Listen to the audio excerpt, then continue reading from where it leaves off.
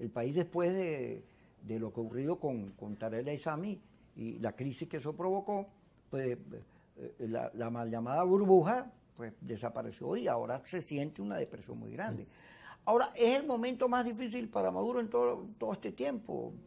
¿O por el contrario, se trata de una situación que él consiguiendo dinero puede superar? ¿Cómo lo ves tú? Bueno, habría que ver. Ahora, yo sí creo que esto, no solo de Maduro, yo diría que en todas las campañas electorales han estado en juego Chávez y Maduro, donde el escenario resulta menos favorable para una victoria del oficialismo es este.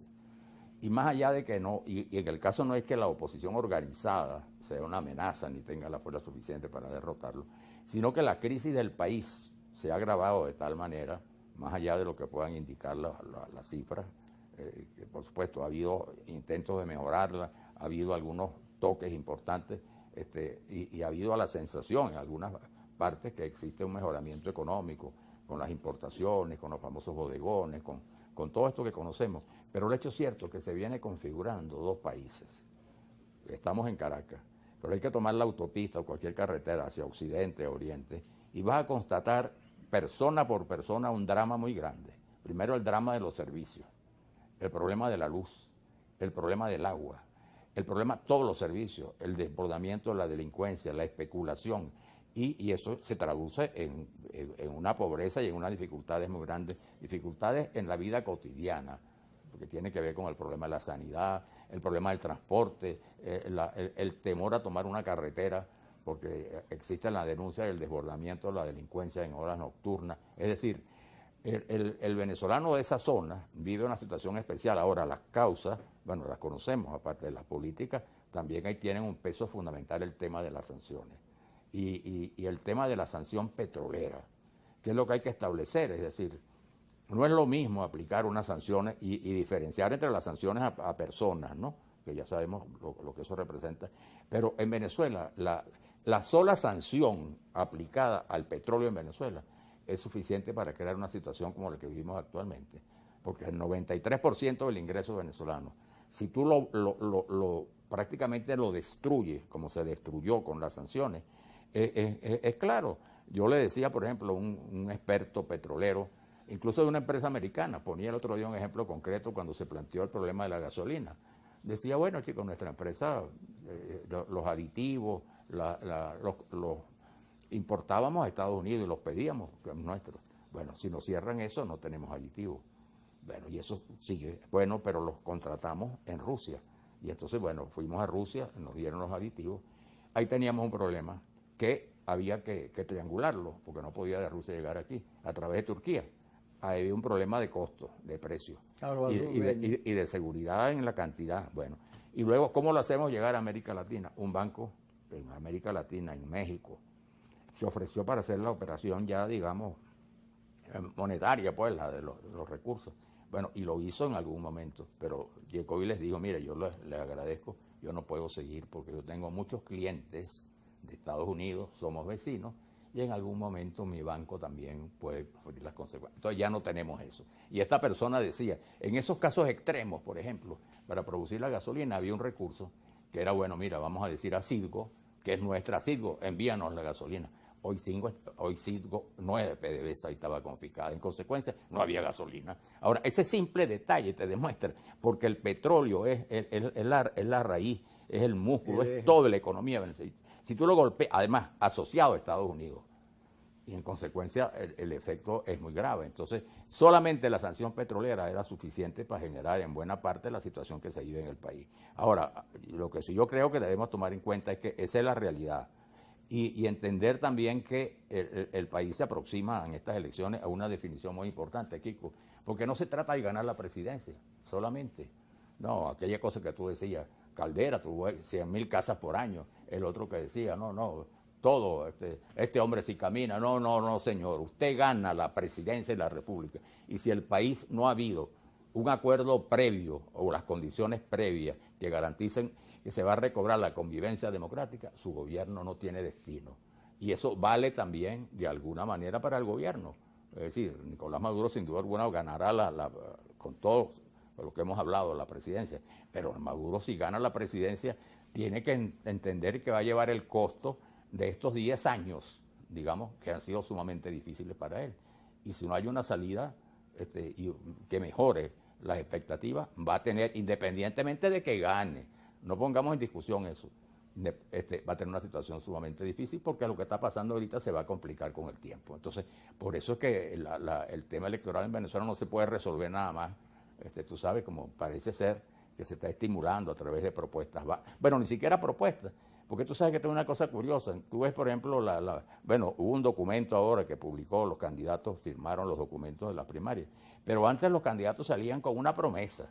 Bueno, aquí los candidatos no. ¿Cuál es la promesa para salir de esto?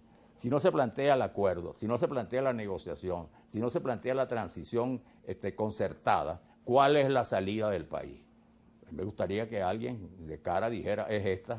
Bueno, la intervención americana, bueno, esa no es la salida. La intervención americana, que no se va a dar como pretendían, porque no es tan fácil. Porque también no estamos en los viejos tiempos donde un partido mayoritario ganaba la presidencia de la República. Venezuela, por lo que ya conocemos, está inserta en el juego geopolítico y tiene un peso muy importante. Y entonces ahí, mira, la salida no es ganar con los votos y yo gané la presidencia y tú vas a ir a Miraflores, no.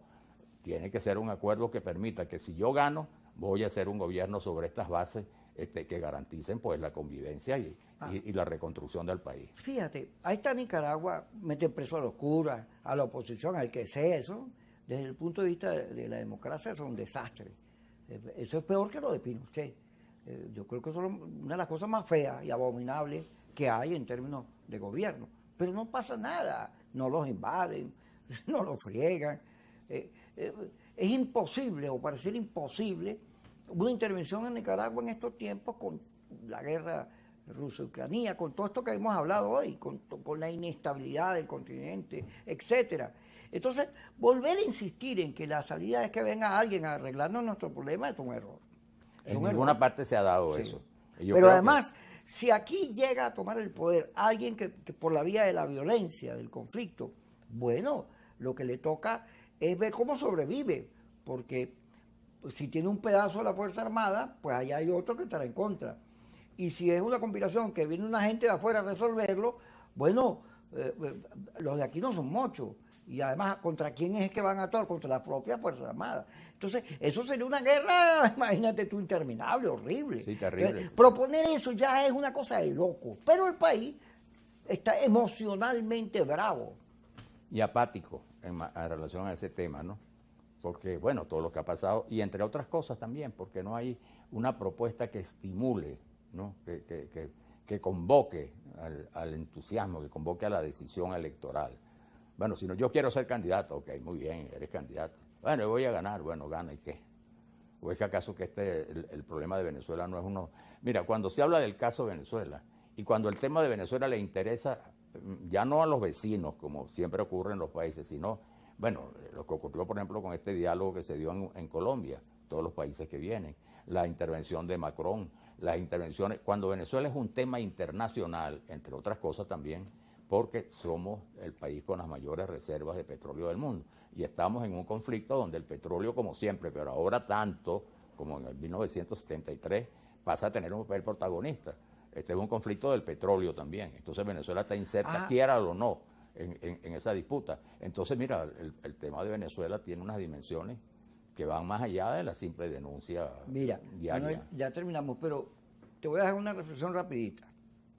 Ve, en estos actos de Brito, de Carri, el otro, la mayoría de los actos que yo he visto y en los que he estado, hay un protagonista nuevo, que antes era del chavismo, de Maduro, que son los pobres.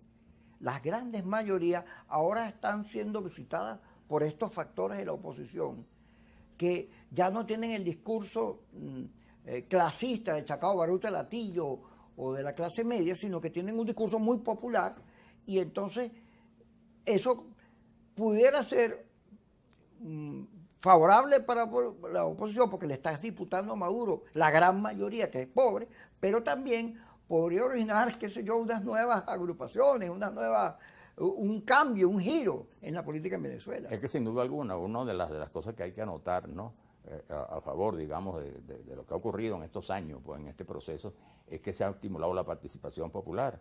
Desde un comienzo lo vimos, todas estas proyectos que se hicieron, todas esas operaciones famosas de asistencia a los sectores populares, todas las organizaciones, primero de las comunas, las milicias, toda esta forma pues, de organización social, por supuesto, han creado una conciencia mayor en la ciudadanía, sobre todo en los sectores populares.